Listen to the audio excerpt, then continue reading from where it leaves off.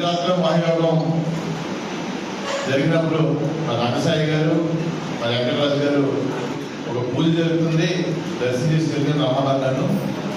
కానీ ఇక్కడ వచ్చినప్పటికీ అది యోగం ఎంత ఉధృతంగా ఎంత చక్కగా చేస్తారంటే మన భీమవరం ఆధ్యాత్మిక కేంద్రం ఇక్కడ పంచరామ క్షేత్రం ఉంది. ఇటువంటి కార్యక్రమం భీమవరంలో చేయడం అంటే చాలా గొప్ప విశేషం అని చెప్పి సందర్భంగా తెలియజేస్తున్నాను. ఆ యాగం తర్వాత భీమవరంలో మీ అందరూ తెలుసు చాలా పరిస్థితులు చాలా వడివడిగా జరిగినాయి.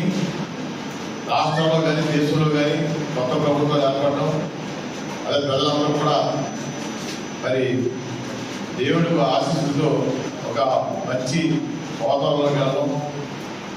మరి ఆ శర్మ గారు చాలా చోట్ల చేసేది ఈ యోగాన్ని. దానిలో భాగంగా భీమవరం కూడా చేసినందుకు ఆయనకి ఎప్పుడు కూడా మా అందరూ కూడా పాల్గొని చేసుకోవాల్సిన సందర్భం తెలియజేస్తున్నాం.